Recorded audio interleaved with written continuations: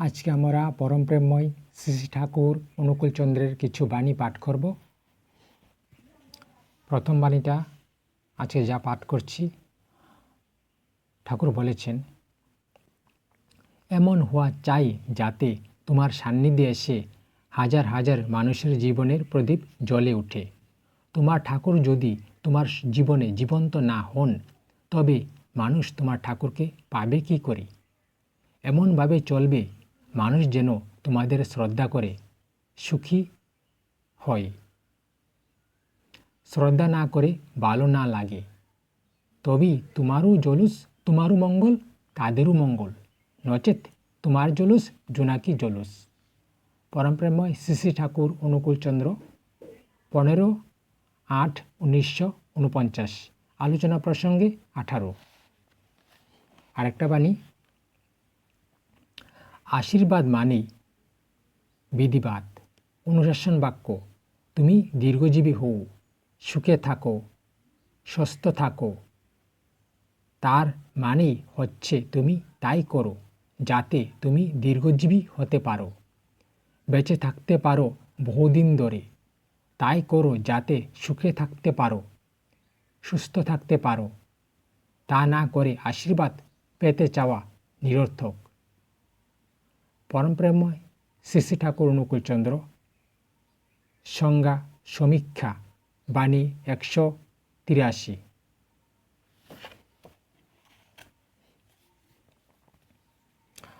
এখন শ্রী শ্রী ঠাকুরের সত্যানুসরণ বই থেকে পাঠ করছি, পৃষ্ঠা সংখ্যা 7।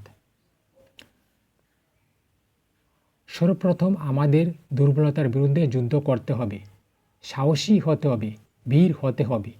পাপের জ্বলন্ত প্রতিমূর্তি ওই দুর্বলতা।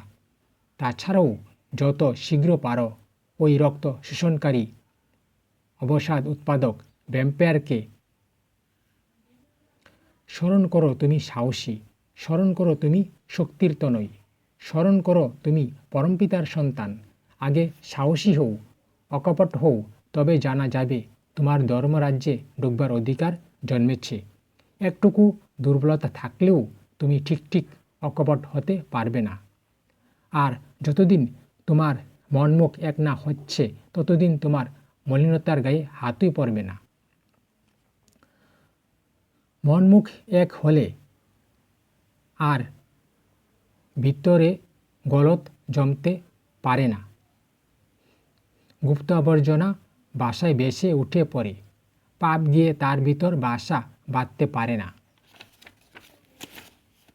হটে যাওয়াটা বরং দুর্বলতা নয়কো, কিন্তু চেষ্টা না করাই দুর্বলতা।